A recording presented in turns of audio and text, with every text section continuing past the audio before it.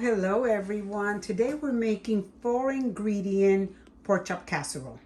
And these are the items that you will need. You will have to season your pork chop to taste and brown it as you see here. Then you will need, normally the recipe calls for 2 cans of French onion soup and 2 cans of beef consommé. But since I don't have it, I am substituting and I'm going to be using the chicken stock. I will be adding a little bit of seasoning just to give it that extra flavor of liquid to 3 cups of jasmine rice that has been rinsed a couple of times and strained.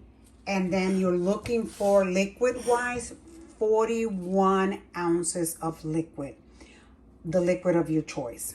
If you don't like French onion, you can add other liquids to it that you like.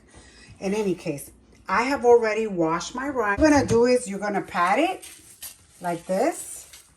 You're gonna make sure that you pat it evenly all over, like you see me do here, just like this. All right, now that we have patted our rice on the baking dish, we're going to add our liquids here. And the reason I'm doing that is because, like I said before, I don't have the beef consommé, Campbell's beef consommé, and I only have one of these. So I'm going to use this can to measure my liquid. And so I need 3 of these because it's supposed to be 2 of each. 2 beef consommé and 2 of the French onion soup.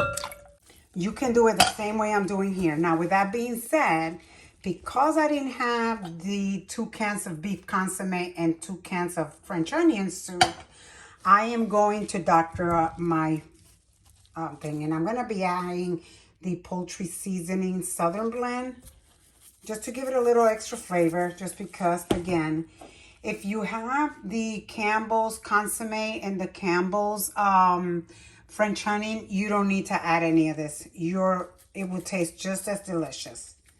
And I'm adding some of this. And all we're gonna do this, not overlap them too much. Do as best as you can. And you don't want to, when you add your liquid, you're trying not to disturb the rice. You don't want to disturb your rice. So I'm gonna start off here, like so, over the pork chops, because I don't want the rice to be on top of the pork chops. So I'm trying to be really, really careful how there you have it.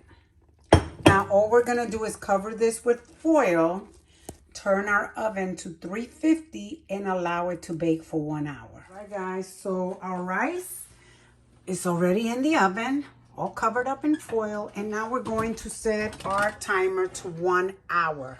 Okay guys, let's check and see what we have. Be very careful so that you don't get steam on yourselves.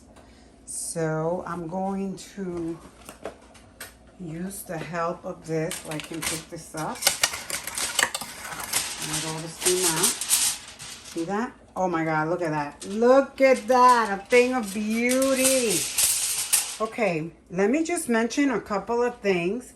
Sometimes you'll make it, and if you notice that the rice is not fully cooked, you want to lift up your pork chops very, very gently and kind of go like that. Put the pork chop back, drizzle a little tiny bit of water, and put it back inside, and then it will be done. But this is it, you guys. This is my pork chop casserole. Look at that rice. See that? That is a thing of beauty right there. Hey guys, so you know what to do. Please subscribe to my channel and give it a thumbs up.